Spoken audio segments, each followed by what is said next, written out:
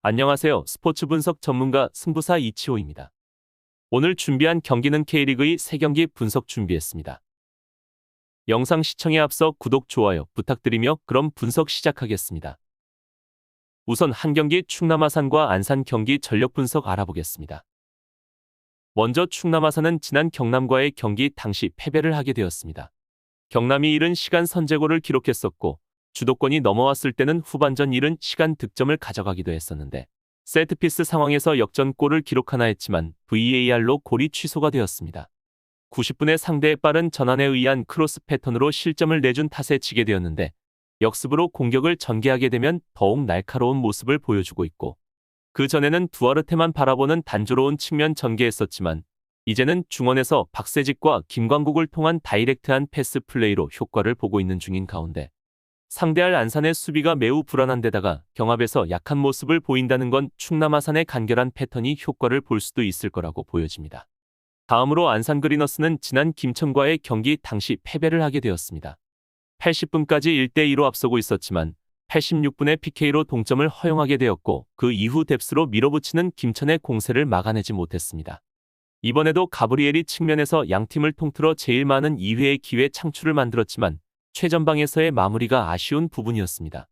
강팀의 전력이 아니라면 수비벽을 두텁게 쌓지 않는데 삼선의 백사 보호 능력이 매번 아쉬운 편이었고 상대가 간결한 패턴으로 전개했을 경우 방어가 되지 않는 편이기에 충남 아산의 결정력이 아쉽다고 하더라도 다이렉트한 전개를 잘하는 편이라서 안산의 실점 리스크가 적지 않은 모습입니다. 그리고 안산의 임종환 감독의 주거지와 사무실이 현재 압수수색을 당하고 있는데 태국 클럽 감독으로 재임하던 시절의 선수 선발을 대가로 검은 돈을 받은 혐의로 조사를 받고 있으며 안산 클럽과 직접 관련 있는 일은 아니긴 했으나 그렇다 보니 분위기도 좋지 않아 보입니다. 결론을 말씀드리면 충남 아산의 다이렉트한 전개가 효과를 볼 거라고 예상이 됩니다.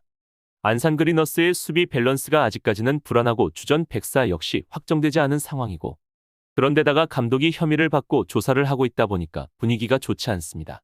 안산 그리너스는 가브리엘을 중심으로 활발한 공격 전개를 하는 편이라서 결정력은 아쉽다고 해도 이 선에서 기회 창출 능력은 부족하지 않으니 충남 아산을 상대로 충분히 득점을 만들 수 있을 거라고 보이며 양팀 다 득점 가능성이 열려있으므로 다득점 가능성이 높아 보입니다. 다음으로 두 경기 김포FC와 전남 경기 전력 분석 알아보겠습니다. 먼저 김포FC는 K리그2에서 7승 6무 2패를 기록한 상태로 6위에 있는 팀입니다. 지난번에는 선두에 있다가 직전 리그에서 진행된 3번의 경기를 보면 부천을 상대해서 0대2 청주와의 경기에선 1대2 부산에게는 0대0을 기록하며 무승에 시달리면서 순위가 급락한 모습입니다.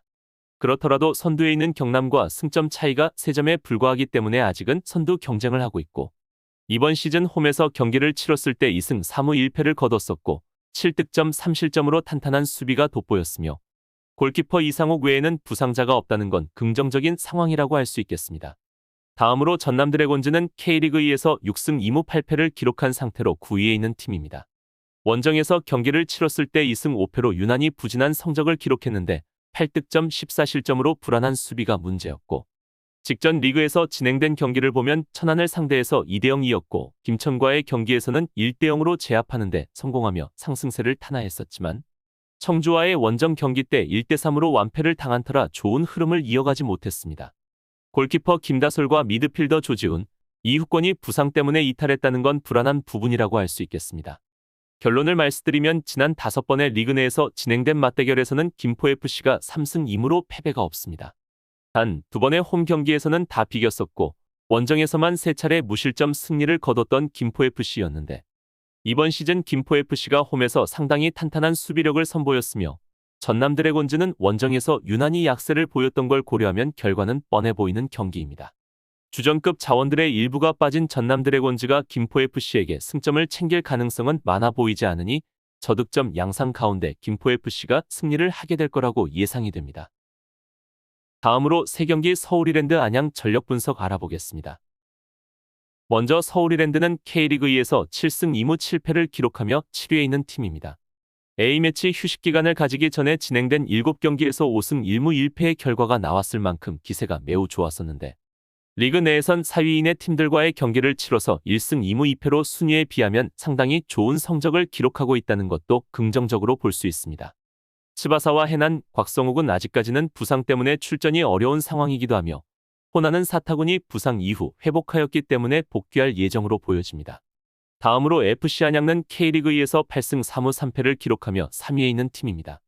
원정 경기를 치렀을 때 4승 2무 1패로 아주 좋은 모습을 보여줬었고 14득점 7실점으로 공격과 수비의 균형은 홈에 비해서 더욱 좋았으며 직전 진행된 리그 4경기 동안 연속 2승 2무인 무패를 기록함으로써 흐름이 나쁘지 않았습니다. 이번 시즌 수도권 팀들과의 경기를 치룰 때에도 3승 3무 1패로 성적이 좋았었고 스쿼드를 보면 부상자가 없는 긍정적인 상황으로 보여집니다. 결론을 말씀드리면 앞선 10번의 리그 내에서 진행된 맞대결에서는 FC 안양이 4승 5무 1패로 크게 우위를 보여왔었지만 서울 이랜드는 홈에서 치룬 지금까지 15번의 리그 경기 때에는 5승 5무 5패로 호각세를 이뤄왔습니다.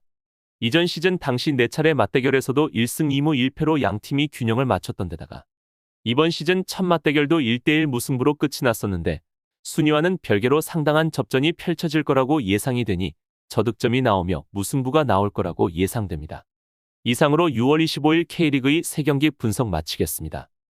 다양한 정보와 자료 그리고 조합픽이 필요하신 분들께서는 이치오 무료 정보방 이용하실 수 있으니 고정 댓글 클릭하셔서 무료 입장하시면 됩니다.